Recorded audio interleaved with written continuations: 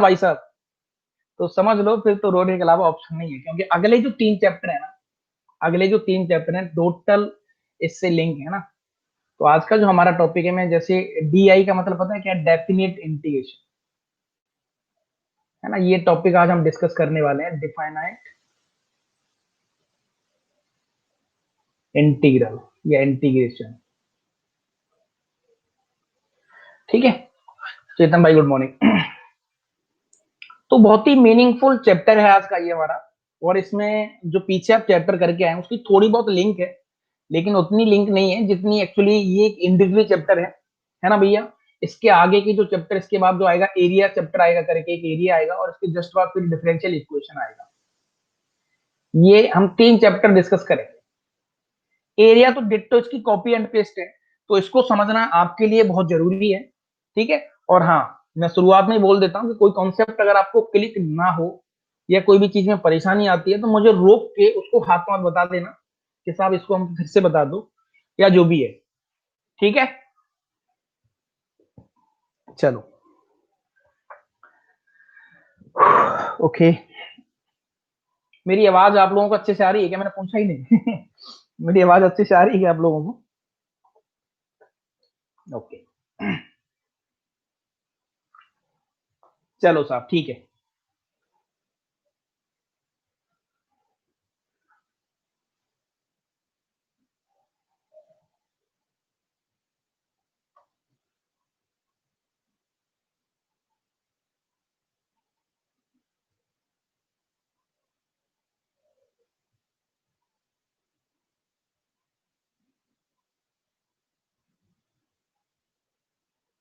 तो टॉपिक है आपका, है ना,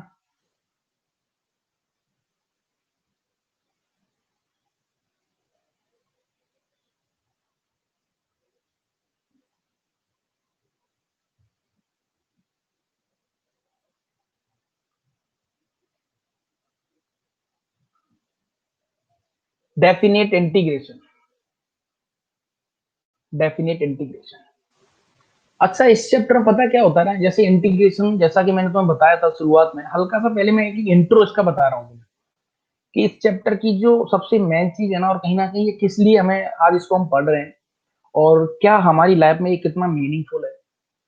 अगर ये ना होता तो हमें क्या फर्क पड़ता, अगर ये है तो हमें क्या फर्क पड़ रहा है, वो थोड़ी थोड़ी इसकी एक बार इसको हम देख लेते हैं ना। सबसे पहले तो मैं एग्जाम पर्पज से बताता हूँ कि आईआईटी लेवल पर इसकी क्या औकात है और ये कितना मीनिंगफुल है। ठीक है बेटा, अगर मैं मेंस की बात तुमसे करता हूँ, पीयूष भाई गुड मॉर्निंग, अगर मैं तुमसे मेंस की बात करता हूँ और एडवांस की बात करता हूँ, दोनों को रख के दिमाग में बात करूँ, प्रॉपर इस चैप्टर की बात मैं तुमसे करूँ, तो मेंस में अगर मैं तुमसे बोलूं कि भाई क्योंकि देखो प्रिडिक्शन तो कोई होती नहीं लाइफ में, अगर सही बात तो ये है, क्योंकि हर आदमी दुनिया में भाई प्रीवियस ईयर जो होते हैं, है ना, उन्हीं की दम पर चीजों को बोलता है। जैसे आज हम बोलते हैं कि साहब हमारा जो सूरज है वो सुबह 7 बजे सर्दियों में निकलता है, या 10 बजे निकलता है ना। तो वो ऐसा थोड़ी है कि हमने फ्यूचर की चीज को प्रिडिक्ट किया। प्रिडिक्ट का मतलब होता है कि भाई पुराने रिजल्ट के आधार पर। ऐसे ही अब तक जो मेंस एग्जाम हुए हैं उनके दम पर कहीं ना कहीं एक क्वेश्चन तो इसका कभी नहीं गया, एक क्वेश्चन तो आ ही जाता है। ठीक है, अच्छा अगर एडवांस की बात मैं बोलूं तुमसे, तो इसमें एडवांस में अगर एक में एरिया और बोल दूं साथ में, तो एक क्वेश्चन कभी नहीं गया, तो एक क्वेश्चन ये भी कहीं नहीं गया। अगर मैंने इंक्लूड कर दिया एरिया इसमें, यानी इसका जो नेक्स्ट चैप्टर है जिसमें इसका टोटल वेटेज है, तो कभी कहीं नहीं गया। तो कहीं ना कहीं थोड़ा मीनिंगफुल चैप्टर तो है हमारे लिए, कहीं ना कहीं हमारे लिए थोड़ा सा मीनिंगफुल तो पक्का है ये। ठीक है साहब, अच्छा ओके। अब रही बात इसकी बेसिक डेफिनेशन की, कि भाई एक्चुअल में सर इसका मतलब क्या है, वो एक बार हमें बताओ, है ना। तो इसका एक्चुअल मतलब क्या है वो मैं तुम्हें बताता हूँ, कि डेफिनेशन में अपन बोलूं भैया कि इनिशियली ये चीज क्या है, डेफिनेट इंटीग्रेशन। सर ये इंटीग्रेशन वर्ड तो आप पीछे पढ़ के आ रहे हो, पीछे पढ़ के आ रहे हो आप लोग, कोई दिक्कत वाली बात नहीं है ना। तो this concept is very useful for finding the area of unshaped geometries. कहने का मतलब ये है कि ये जो कॉन्सेप्ट है ना, इस कॉन्सेप्ट में जैसे मान लो, देखो शुरुआत के दिनों में जब लोगों के पास ये जैसे रेक्टेंगल है, इसका एरिया हुआ करता था, अगर मैं तुमसे बोलूं तो इसका एरिया वो लोग अच्छे से जानते थे। रेक्टेंगल का जो मैं अगर एरिया की बात करूं तो इसका एरिया उनके लिए बहुत आसान था। लेकिन प्रॉब्लम पता है कहाँ आई? Area volume. और भाई एरिया वॉल्यूम तो दुनिया का मैथमेटिक्स का एक बेसिक चीज है। मैथ्स कह लो, फिजिक्स कह लो, कुछ भी कह लो। मान लो मैंने आपको एक ऐसी अजीब सी ज्योमेट्री दे दी कुछ, ये कुछ एक अजीब सी ज्योमेट्री है, ये कुछ एक ज्योमेट्री है। तो भाई साहब मैं आपसे पूछूं कि साहब मुझे इसके बारे में बता दो कि ये जो ज्योमेट्री है वो क्या है, तो भाई मेरा तो एक लाइन में आंसर आएगा कि साहब मुझे नहीं पता ये क्या है और कौन सी शेप की ज्योमेट्री है। क्योंकि हमें गिनी चुनी ज्योमेट्री पता है, जैसे ट्रायंगल पता है, रेक्टेंगल पता है, पैरेललोग्राम पता हो गया, लेकिन मुझे नहीं पता कि ये ज्योमेट्री है क्या, है ना।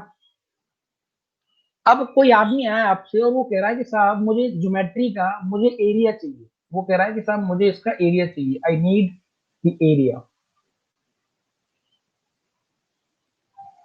क्या चाहिए? इसका एरिया चाहिए।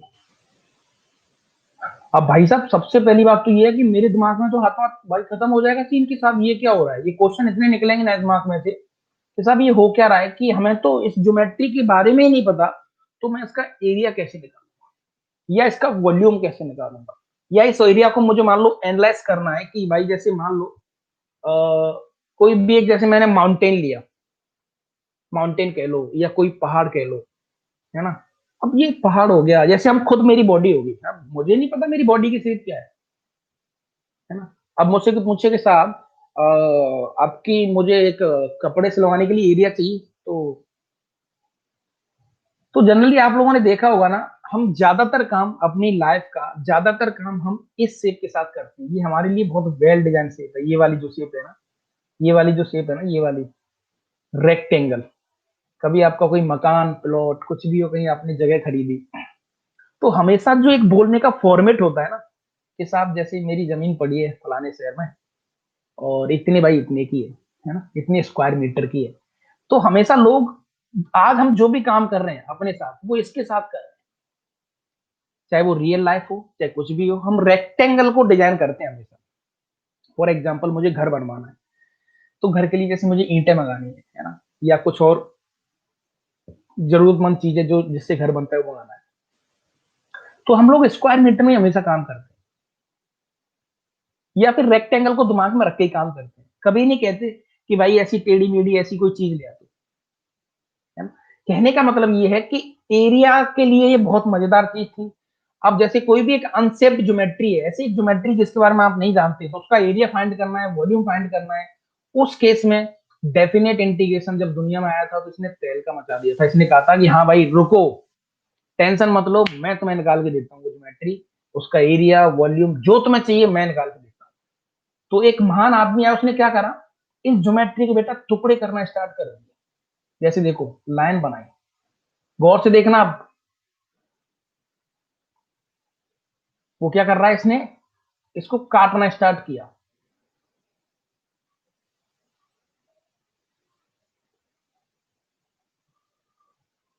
जैसे आप गौर से देखें, दिस इज व्हाट,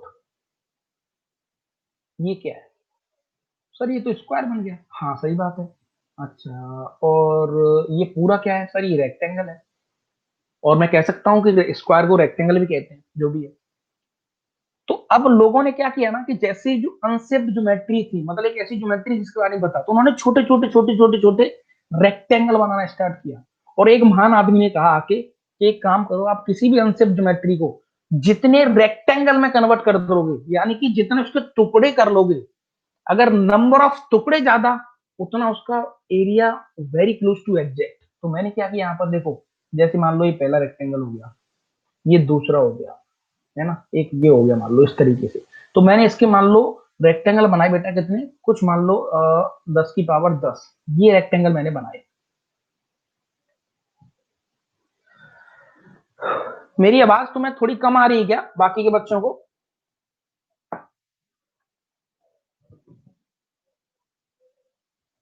नहीं बेटा यहाँ तो ठीक है, यहाँ तो कोई दिक्कत वाली बात है नहीं। अच्छा ओके ओके, चलो सुनो, फिलो फिलो खराब मत करो, सुनो।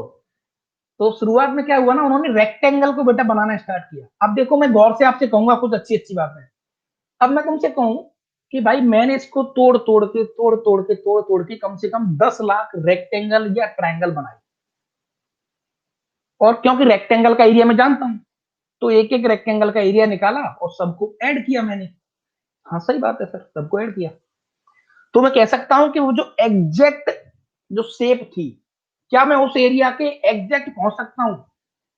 नहीं सर, एग्जैक्ट तो नहीं पहुंच सकते, लेकिन हाँ उसके नजदीक जा सकते हैं। मान लो ये एक अनशेप्ड जो ज्योमेट्री है, एक ऐसी अननोन ज्योमेट्री है, एक अननोन ज्योमेट्री है जिसके बारे में हम नहीं जानते, तो उसके सर मैं पास में जा सकता हूं, लेकिन मैं एग्जैक्ट नहीं कह सकता। तो अगर मैं आपसे कहूं कि यार मुझे बहुत पास में जाना है, अगर किसी ज्योमेट्री का एरिया मान लो 100 स्क्वायर मीटर है, और मैंने रेक्टेंगल वाले तरीके से मेरा टुकड़ा आंसर आ रहा है 99.6, तो क्या कोई और अप्रोच है कि वो 99.99 हो जाए? हाँ सर, और भी अप्रोच है। आप एक काम कर लो सर, उस ज्योमेट्री को और फिर काटना स्टार्ट करो, जितने टुकड़े करेंगे, जितने नंबर ऑफ रेक्टेंगल बनाएंगे, उतना आपका एरिया क्लोज आ जाएगा। क्या ये बात सही है? जितने आप उसके टुकड़े करेंगे, काट काट के, नंबर ऑफ रेक्टेंगल ज्यादा, एरिया उतना ही ज्यादा साफ सुथरा, एरिया उतना ही ज्यादा साफ सुथरा। क्या बोलते हो? है ना? तो बेटा ये जो कॉन्सेप्ट था ना, ये पिक्चर में आया था, ये इसने हमें फिजिक्स में बहुत मदद करी। एक ऐसी अननोन ज्योमेट्री, उनके लिए बहुत मजे इसने थोड़ा सा हमें दिलाए, है ना? तो धीरे धीरे ये चीज बहुत एक अच्छी लेवल पे हम डिजाइन करेंगे इसको। इसका नेक्स्ट चैप्टर है एरिया, वो यही है जो मैं बता रहा हूं।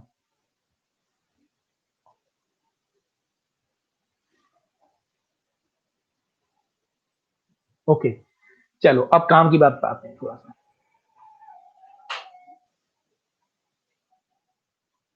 अब काम की बात पे आते हैं। ओके, चलो साहब, ठीक है।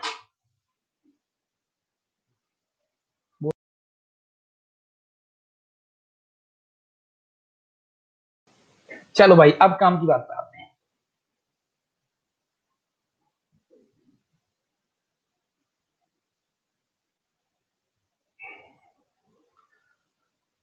तो आपको इतना समझ में आ गया कि यार इस चैप्टर की जो शुरुआत है ना सर, वो थोड़ी सी मजेदार है, मतलब कहीं ना कहीं लॉजिकली चीज बढ़िया है इसके अंदर, और चीजों को आप अच्छी तरीके से देख रहे हैं। अब मैं बेटा आपको कुछ कुछ बहुत बढ़िया चीज आपको समझाना चाहता हूँ कि इस चैप्टर में आगे चल के हम लोग क्या करेंगे और एक्चुअल मुझे करना क्या है। देखो, अब क्योंकि हमें थोड़ा सा हम 2D के साथ बहुत फैमिलियर है, तो मैंने यहाँ पर आपके सामने एक एक्स एक्सिस और वाई एक्सिस का फंडा में क्रिएट कर रहा हूँ। ठीक, कोई भी दिक्कत हो तो मुझे रोक देना, आता हूँ, क्योंकि बहुत सी चीज आपको यहाँ पर बहुत मजेदार चीजें देखने वाली थोड़ी देर में।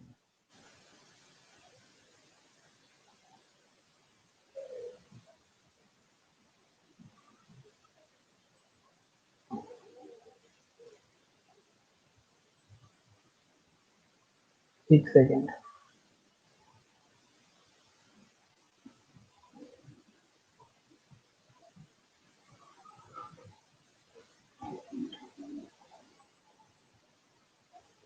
अच्छा बेटा, जो अननोन शेप है या जो अननोन ज्योमेट्री है, उसको मैथमेटिक्स में हम लोग किसी फंक्शन का नाम देंगे। हाँ सही बात है सर। तो मैंने बेटा यहाँ पर एक ऐसा फंक्शन लिया, देखो अब क्लियरली देख सकते हैं आप लोग, है ना? बहुत साफ सुथरा गेम खेलूंगा आपके सामने। अगर मैं आपसे बोलूं कि this is what, this is y equal to f of x, ये एक ऐसा फंक्शन है जिसके बारे में आप लोग अच्छे से भी नहीं जानते, मैं भी नहीं जानता, मतलब ये कौन सी शेप है मुझे नहीं पता।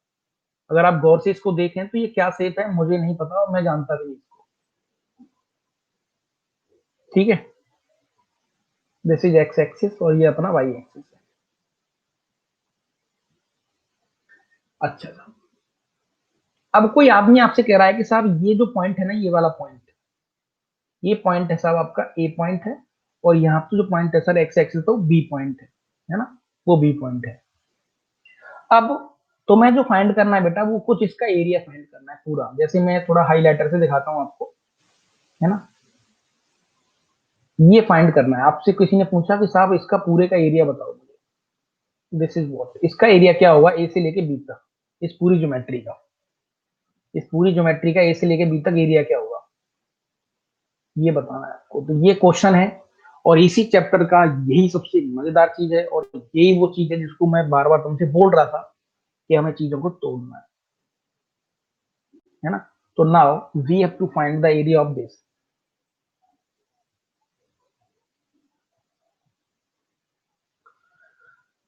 अब फिर से वही काम करेंगे हम, मैंने बताया था ना भाई, सेम स्टोरी, स्टोरी सेम है। फिर से हम वही करेंगे, क्या करेंगे कि सर ये जो ज्योमेट्री है ना, इसको सर मुझे नहीं पता क्या है, तो हम लोग काम करेंगे, इसको तोड़ना स्टार्ट करेंगे। फिर से इसके क्या बनाएंगे, रेक्टेंगल्स बनाएंगे। गौर से समझना बात, मैंने मान लो इसके छोटे छोटे में क्या कर रहा हूँ, रेक्टेंगल बना रहा हूँ। मैंने रेक्टेंगल बनाए। अब ये एक्चुअल में ये लाइन बेटा इतने एक एक बहुत क्लोज है, लेकिन तुम्हें दिखाने के लिए मैंने दूर ली है। तुम्हें दिखाने के लिए मैंने दूर ले रहा हूं, मैं दूर दूर ले रहा हूं तुम्हें दिखाने के लिए, लेकिन ये लाइन आपस में बहुत क्लोज है, मतलब हम देख भी नहीं सकते इन आंखों से। अच्छा, इस पॉइंट का नाम मैंने लिया थोड़ी देर के लिए ए प्लस एच। तो ऑब्वियस सी बात है कि यहां से यहां तक की जो डिस्टेंस है वो एच हो जाएगी। हाँ सर सही बात है। अच्छा, अगर इस कोऑर्डिनेट की बात मैं करूं तुमसे, इस वाले कोऑर्डिनेट की, तो इस वाले कोऑर्डिनेट के जो कोऑर्डिनेट होंगे वो क्या होंगे सर, वो होंगे ए कॉमा एफ ऑफ ए। हाँ सही बात है, ऐसे ही होंगे ना बेटा, एक्स कॉमा वाई एक्सिस ही तो होते हैं। जैसे इसकी बात आप करेंगे तो ये क्या होगा सर, ये होगा एक्स कोऑर्डिनेट बी, और बी की वैल्यू डालेंगे तो एफ ऑफ बी, यही तो आएगा। देखो बिल्कुल साफ सुथरे तरीके से समझेंगे, क्योंकि इसको समझते ही अपनी कहानी खत्म है, फिर चैप्टर अपन चैप्टर की तरफ चलेंगे हम लोग। ओके, ठीक है साहब।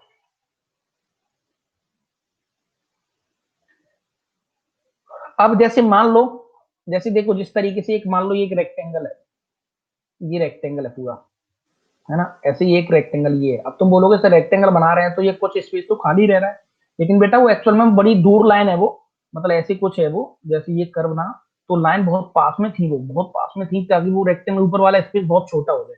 लेकिन तुम्हें दिखाने के लिए मैंने थोड़ा पास दूर लिया है, थोड़ा तुम्हें दिखाने के लिए मैंने दूर लिया, ठीक है। ओके, अच्छा साहब, ठीक है सर, यहां तक तो कोई दिक्कत वाली बात है नहीं। अब बेटा मैंने ज्योमेट्री के कितने टुकड़े किए, मान लो मैंने इसके करोड़ों टुकड़े किए, और भी टुकड़े कर रहा हूं मैं, और भी टुकड़े कर रहा हूँ, इसके टुकड़े कर रहा हूँ, टुकड़े कर रहा हूँ, मतलब इसको छोटे छोटे छोटे छोटे छोटे बहुत सारे मैं इसके रेक्टेंगल्स बना रहा हूँ, है ना, बहुत सारे छोटे छोटे हम लोग क्या कर रहे हैं, रेक्टेंगल बना रहे हैं। अच्छा, ओके। तो अब मैथमेटिक्स में इन रेक्टेंगल्स का नाम दिया मैंने, तो मैं कह सकता हूं कि मैंने इसके एन टुकड़े किए। कितने टुकड़े करे इसके, एन टुकड़े,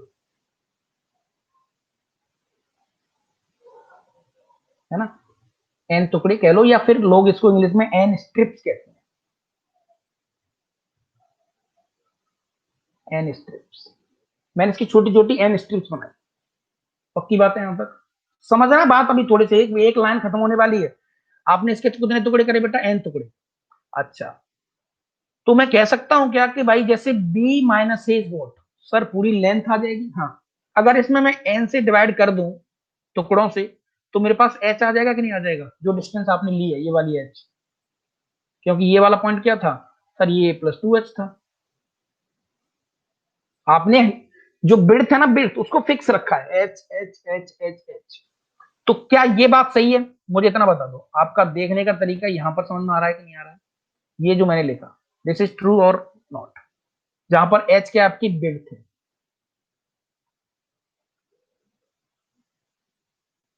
बिड्थ। एक बार हाँ ना बेटा मुझे जरूर करते रहना, पक्की बात है।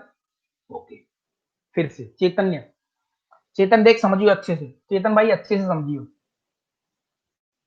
ये चेतन दोबारा फिर से देखियो, ये तेरे पास एक लाइन है चेतन भाई, ये पॉइंट है तेरे पास 6, है ना, ये पॉइंट है तेरे पास 8। ओके, मैंने इस लाइन के 3 टुकड़े करे, जैसे एक टुकड़ा, दूसरा टुकड़ा और ये तीसरा टुकड़ा, ये पहला टुकड़ा यहाँ से यहाँ तक, ये दूसरा टुकड़ा है, और ये तीसरा टुकड़ा, है ना। तो अब ये वाला कोऑर्डिनेट क्या होगा, अब मैं तुझसे कह रहा हूँ तीनों टुकड़ों की जो लेंथ है वो सेम है, तीनों टुकड़ों की जो लेंथ है वो सेम है, तो मैं कह सकता हूं ना कि देखो यहां से यहां तक की length, this equal to this, this equal to this, तीनों टुकड़ों की जो लेंथ है वो सेम है। तो मैं तुमसे पूछूं कि इस टुकड़े की लेंथ क्या होगी पहले वाले की, तो तू ऐसे ही करेगा ना कि सर बड़े में से छोटा घटा के लेंथ और सेम किसी भी एक से डिवाइड कर दो, तो सर अपने पास ये 2/3 लेंथ आ जाएगी एक टुकड़े की। वैसा ही किया बेटा मैंने, वैसा ही किया, क्योंकि जो लेंथ है ना वो विड्थ वो हर बार सेम है, सेम सेम सेम सेम, ठीक है। या फिर चाहो तो ऐसे लिख लो, कंफ्यूज मत हो, ए बी। अब देखो मैं लिख सकता हूं 6 से लेके ए तक की डिस्टेंस प्लस ए से लेके बी तक की डिस्टेंस प्लस बी से लेके 8 तक की distance, which is equal to कितनी होगी, 8 माइनस 6 ही होगी ना बेटा। अरे हाँ सर सही बात है। अच्छा ये लेंथ और ये लेंथ और ये लेंथ ये तो सब आपस में इक्वल है, मैंने लेंथ का नाम एच दे दिया तो 3h हो जाएगा ना, 3h इक्वल टू 8 माइनस 6, मैंने वही किया है। देख समझने की जरूरत है थोड़ी सी, बस कोई दिक्कत नहीं, हम चैप्टर की शुरुआत कर रहे हैं तो मैं एक एक क्वेश्चन और एक एक लाइन को तुम्हारे दिमाग से पुट करना चाहूंगा, ठीक है। हाँ सर ओके अभी सही है। ओके इसको हटा देता हूँ मैं एक बार।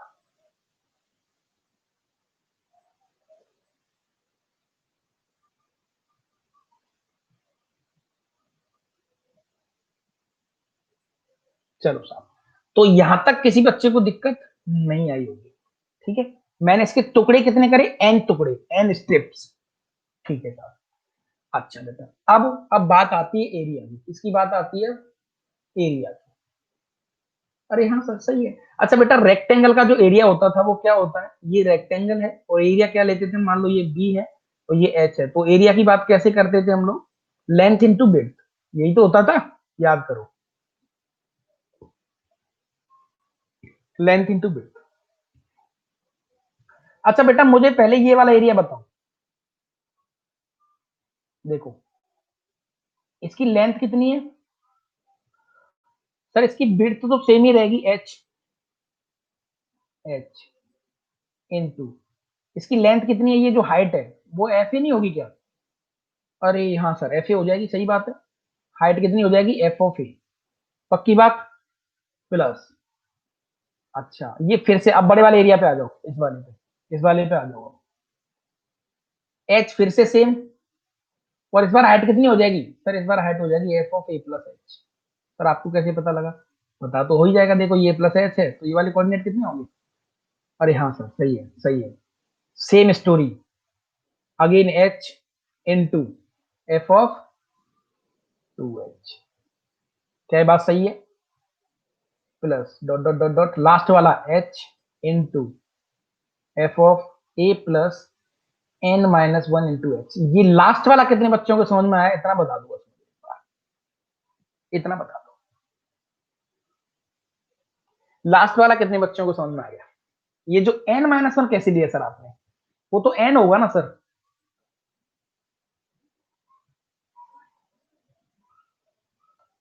n-1 कैसे लिया आपने, देखो बात समझो बेटा, जब मैं a प्लस एच के पास पहुंचा तो यहां तक एरिया कवर हो चुका, देखो गौर से देख तन्मय, a प्लस एच के पास में पहुंचा तो यहां तक का एरिया कवर हो चुका था, तो लेकिन उसमें आ क्या रहा था, एफ ऑफ ए, दूसरे पेन से लिखता हूँ, एफ ऑफ ए आ रहा था। जैसे ही मैं एफ ऑफ ए प्लस 2 के पास पहुंचा तो इधर वाला पूरा एरिया कवर हो चुका है, आ क्या रहा है, एच। अच्छा सर एक कम आ रहा है, इसका मतलब सर एक कम आ रहा है। जैसे ही मैं ए प्लस एस के पास पहुंचा तो देखो यहाँ पर एफ ऑफ ए आया, 2 के पास पहुंचा तो ए आ गया, 3 के पास पहुंचूंगा तो 2 आएगा, और एन के पास पहुंचूंगा तो n-1 आएगा, एक कम हो रहा है, बार बार बार बार एक कम हो रहा है ना। अच्छा ओके।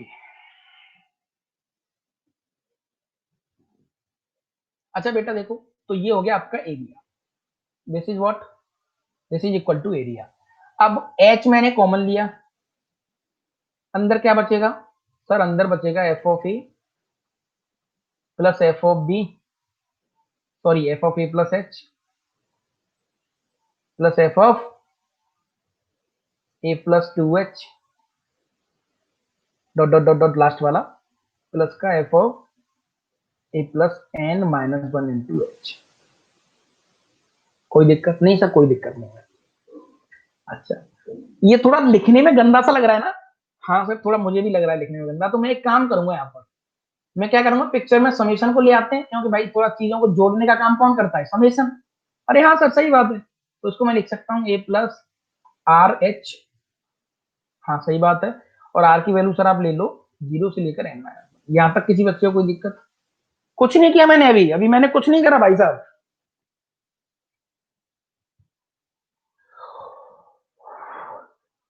मैंने कुछ नहीं करा अभी, क्या बोलते हो, यहां तक किसी प्रकार की दिक्कत? वो थोड़ा लिखने में गंदा सा लग रहा था, इसीलिए मैंने उसको समय सर में कन्वर्ट कर लिया, है ना। अच्छा,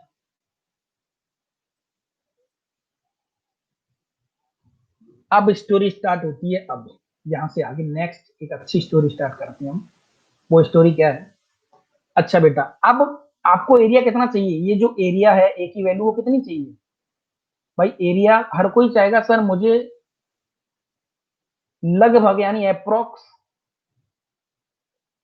सर अप्रोक्स मुझे एग्जैक्ट ही दे दो सर, अप्रोक्स एग्जैक्ट लाके दे दो।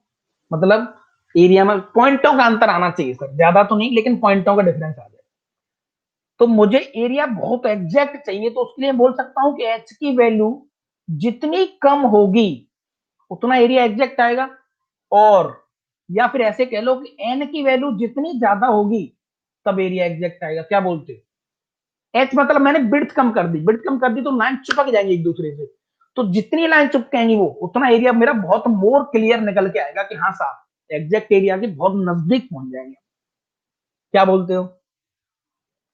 दिमाग में पूरा बिठाओ सेटिंग अच्छे से, एक एक बात अच्छे से दिमाग में डालो जो मैं बता रहा हूँ। पक्की बात? ओके। अच्छा, इन दोनों वर्ड्स को बोलने के लिए मैथमेटिक्स में एक नाम होता है लिमिट। अरे हाँ सर, अरे हाँ सर, समझ गए सर हम। हाँ, तो मैं कह सकता हूं कि मेरा जितना एरिया मुझे अच्छा चाहिए, तो अच्छे एरिया के लिए हम क्या करेंगे यहाँ पर? A equal to what?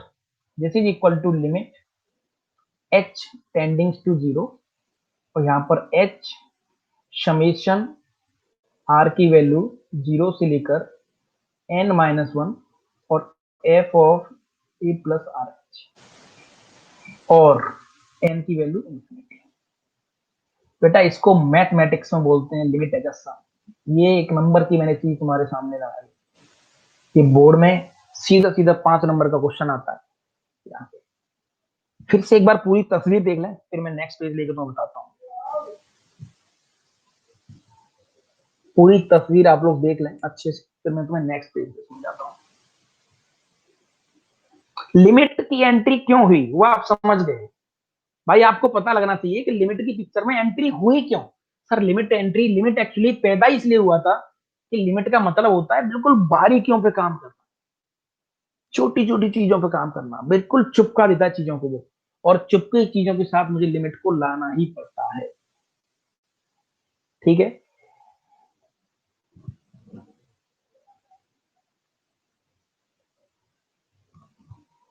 Okay, यहां तक कोई दिक्कत?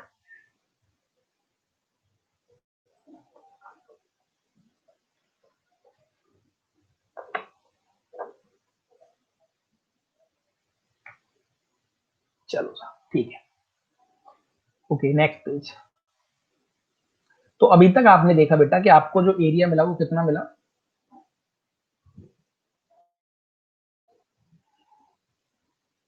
अभी तक जो आपको एरिया मिला वो कितना मिला? आपको तुरंत समझ में आ गया कि सर हाँ ठीक है sir, limit H tendings to zero, और या एन ले लो, एन टेंडिंग्स टू इंफिनिटी, और यहाँ पर था एच, और यहाँ था समीशन। हालांकि मैं इसको प्रूफ को स्किप भी कर सकता था, लेकिन प्रूफ के अंदर ही मजा है, असली मजा प्रूफ के अंदर है। और F of A plus R H. ठीक है सर, यहाँ तक हम लोग आ गए। इसको मैथ्स की दुनिया में एक नाम देते हैं लोग, इसको बोलते हैं,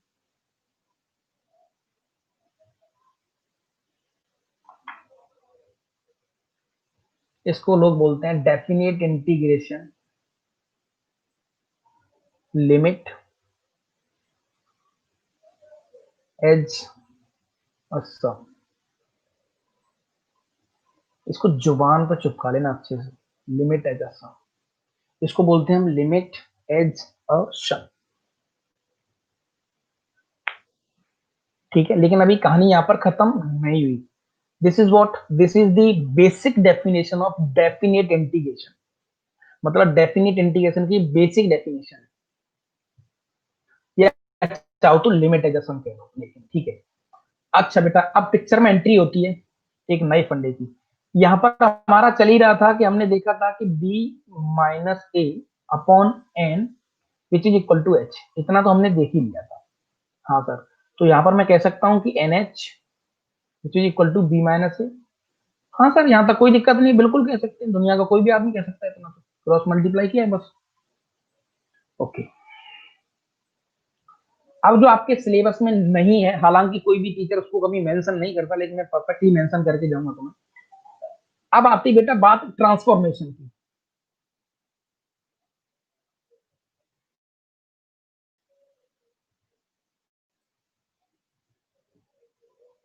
हालांकि कभी कोई मेंशन नहीं करता, पता नहीं क्यों, लेकिन मैंने पढ़ा है तो मैं मेंशन करूंगा।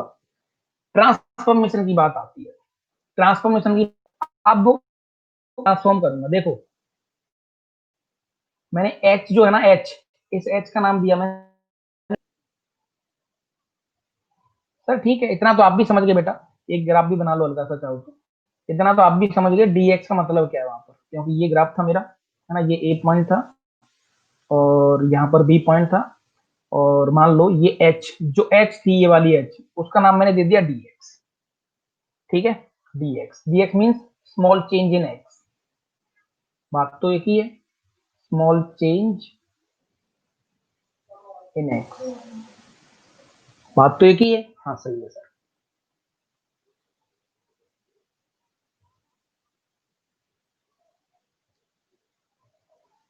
अच्छा बेटा, ए दिया।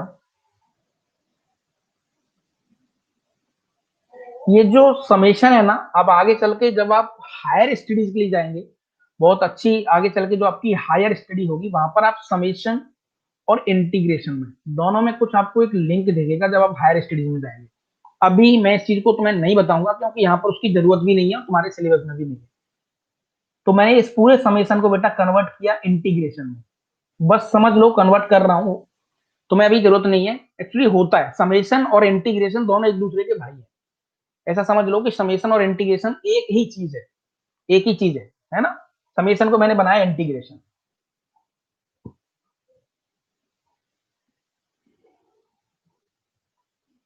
ये एफ को एज इट इज, और दिस इज एक्स, और एच का नाम आपने दिया था डी एक्स। एक्स आपने क्या लिया बेटा, एक्स की वैल्यू क्या है, एक्स की वैल्यू ये है, मतलब ए प्लस आर एच का नाम आपने दिया है एक्स। ठीक है, ओके, ठीक है साहब, चलो साहब बिल्कुल सही है।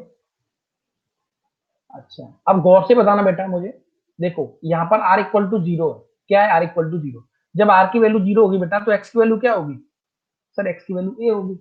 देखो यहाँ पर एक चीज एंटर होने लगी पिक्चर, क्योंकि ये जो dx है ना, ये कहता है कि साहब मैं जो भी काम करूंगा एक्स के साथ करूंगा, है ना, dx व्हेन, हाँ हेलो भाई साहब, व्हेन, यहाँ पर आप लिख सकते हैं व्हेन, मैं बहुत ही आराम से तो बता रहा हूँ, when are equal to zero, तो एक्स की वैल्यू कितनी हो जाएगी बेटा, ए हो जाएगी, एक्स की वैल्यू कितनी हो जाएगी, ए हो जाएगी।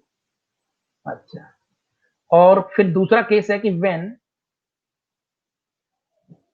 आर की वैल्यू एन माइनस वन है, तो एक्स की वैल्यू कितनी हो जाएगी, चेक करते हैं इसको, देखो आर की वैल्यू कितनी है, एन माइनस वन, आर की वैल्यू कितनी है, एन माइनस वन, तो यहाँ पुट करो इस जगह पर, तो देखो a plus N minus one है ना, एन माइनस वन, और इंटू कितना, h which is equal to x, है ना, तो a plus n h minus का h which is equal to x. N h की वैल्यू बेटा कितनी है सर, बी माइनस है, तो ए से कट गया, तो एक्स की वैल्यू कितनी आ जाएगी इस केस में, सर ये आ जाएगी बी माइनस एच, और एच तो आप पहले ही ले चुके हैं sir, h is very close to zero, h की वैल्यू क्या है, which is very close to zero, सही बात है।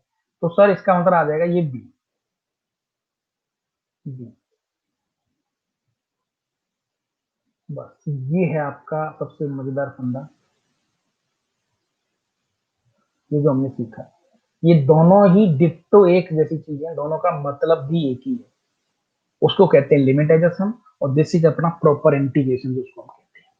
इसका मतलब आपने देखा कि इंटीग्रेशन ए से बी तक की लिमिट डाली, और जो फंक्शन है वो फंक्शन डाला, तो ऑटोमेटिक उसका एरिया आ जाए। ये है वो प्रूफ जिसकी मैं तुमसे थोड़ी देर से, काफी करीबन 30 मिनट से तुमसे लड़ाई कर रहा हूँ, क्योंकि मुझे लगा सबसे बेस्ट ये चीज है। अब तुम बोलोगे सर समेशन सिग्मा से इंटीग्रेशन कैसे बना, हाउ, तो मैंने तुमसे पहले ही बोला है कि वो तुम्हारे सिलेबस में नहीं है, बस समझ लो कि मैंने कन्वर्ट किया है, मुझ पर विश्वास करो और मान लो। कई टीचर इसको मेंशन नहीं करते, लेकिन ठीक है, हमें टीचर के अंदर कुछ नहीं देखना, जो भी है, लेकिन आपके सिलेबस में ही नहीं है। जब आप हायर स्टडीज के लिए जाएंगे ना, तो सिग्मा और इंटीग्रेशन दोनों एक ही चीज है। इंटी मैं आपको थोड़ा सा हल्का सा बता देता हूं, एक बार प्लीज अच्छी से सुने। सिग्मा का मतलब होता है बेटा टूटी हुई चीजों को जोड़ना। सिग्मा का मतलब होता है टूटी हुई चीजों को जोड़ना, और इंटीग्रेशन का मतलब होता है कंटिन्यूटी। जब आपकी फंक्शन कंटिन्यूअस होगा तो सिग्मा वहां उसको क्या करता है, जैसे मान लो टुकड़े हैं आपके पास, टुकड़ों को जोड़ेगा सिग्मा, है ना। मैंने आपके पास 100 टुकड़े दिए और मैंने कहा भाई 100 टुकड़ों का एरिया बताओ, तो सिग्मा काम करेगा। और 100 टुकड़ों से एक पत्थर बन गया और मैं कह रहा हूं पत्थर का एरिया बताओ, तो इंटीग्रेशन काम करेगा। कहानी समझ में आई कि नहीं आई? सिग्मा का अंतर यही है, सिग्मा काम करता है बेटा डिसकंटिन्यूटी पर, और इंटीग्रेशन काम करता है कंटिन्यूटी पर। जैसे 100 टुकड़े एक लाई में इकट्ठे करके 100 टुकड़े आपके हाथ में रख दी, साहब इनका एरिया बताओ, तो सिग्मा के थ्रू करेंगे हम लोग। सिग्मा मतलब एक का निकालेंगे, फिर एक का निकालेंगे, फिर सबको जोड़ देंगे। इंटीग्रेशन क्या करता है, एक पत्थर पे काम करता है जिससे टुकड़े बनते हैं। पक्की बात है ना? ओके, तो इस पूरी लड़ाई में एक नए पेज पर लिख लो, और भाई कहानी पकड़ में आई तो प्लीज यार हाना जरूर करते रहना यार, चुपचाप कोई नहीं बैठेगा तुम, चुपचाप बैठने में कोई मजा है भी नहीं ज्यादा, है ना। चुपचाप बैठने में ज्यादा मजा नहीं है, चुपकाते रहे कुछ बढ़िया सा, कुछ बढ़िया जरूर चुपकाते रहे, ताकि थोड़ा सा मुझे भी एनर्जी मिले।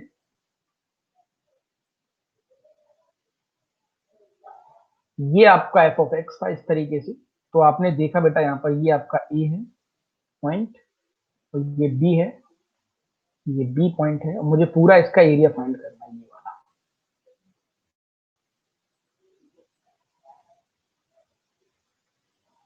इसका नाम बेटा एफ ऑफ एक्स है ना, एफ ऑफ एक्स है। तो बेटा दोनों ही चीजें हमें यहाँ पर अच्छे से देखने के लिए मिली।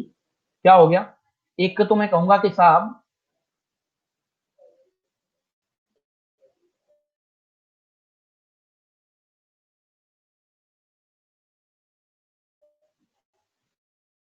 इंफिनिटी कह लो, है ना। तो यहाँ पर था सिग्मा, और आर की वैल्यू कितनी थी, 0 से लेकर n-1 तक, और यहाँ पर था एफ ऑफ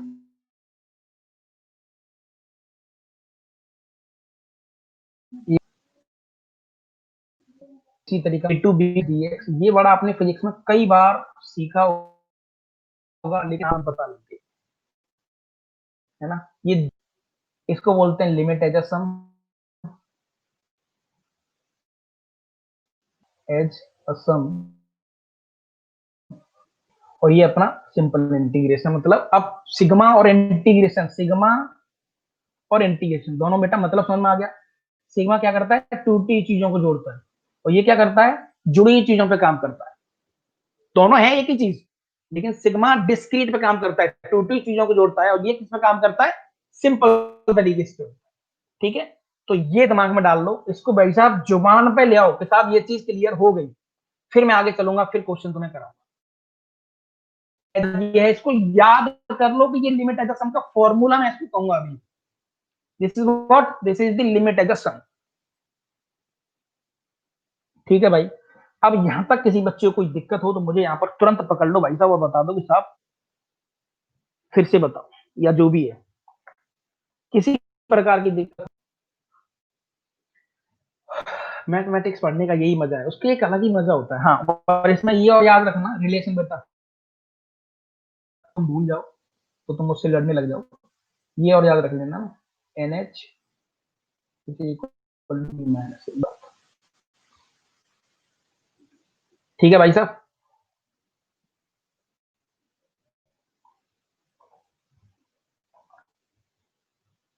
क्या बोलते हो?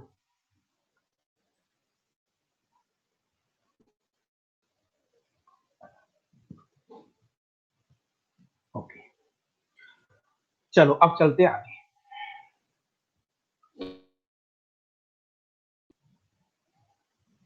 दोनों चीज समझ में आ गई। अब आपके बोर्ड में कई बार क्वेश्चन जैसे कई बार बोर्ड में जो क्वेश्चन फिर मैं सीधा अपनी काम की बात करूंगा। एक बोर्ड लेवल का क्वेश्चन मैं तुम्हें करवा देता हूँ जो 5 नंबर का जनरली आता है, केवल एक ही करा। वो बोले इंटीग्रेशन 1 to 2 x dx, है ना, और यहाँ पर बड़े बड़े अक्षरों में लिखेगा वो ऐसा, using limit as a sum,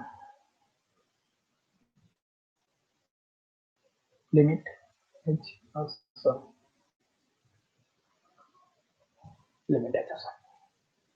ऐसा नहीं है कि सीधा आंसर निकाल दिया 3/2 आ जाएगा उससे। वो मेथड नहीं चलेगा यहाँ पर, है ना। ये आपका एक लास्ट एक क्वेश्चन कराऊंगा बस, मैं ज्यादा नहीं कराऊंगा। चलो भाई एक बार ट्राई कर सकते हैं इसको प्लीज।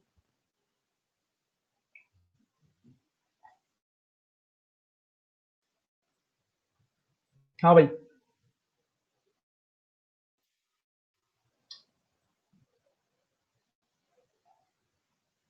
देखो अब उस फॉर्मूले को जुबान पे खींच के ले आओ कि ये लो साहब, वो फॉर्मूला याद होना चाहिए और जुबान पे होना चाहिए जिसकी मैं बात कर रहा हूँ। वो कौन सा फॉर्म, एरिया इक्वल टू था लिमिट, मैं बार बार लिखता हूँ ताकि मुझे भी याद हो जाए और आपको भी याद हो जाए वो। और प्रूफ मैंने तुम्हें बता ही दिया उसका, प्रूफ में ज्यादा मजे थे। इन्फिनिटी, है ना, यहाँ पर था सर एच, और यहाँ था सर सिग्मा, और यहाँ था सर आर की वैल्यू 0 से लेकर n-1 तक। Yadav ji good morning. R H, ये था, कैसी करें।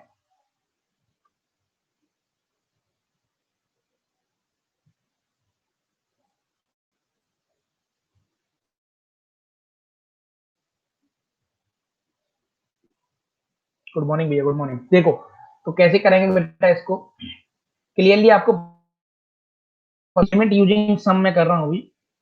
तो एन से कर लो या एच से कर लो। जैसे एन से करें एक बार तो लिमिट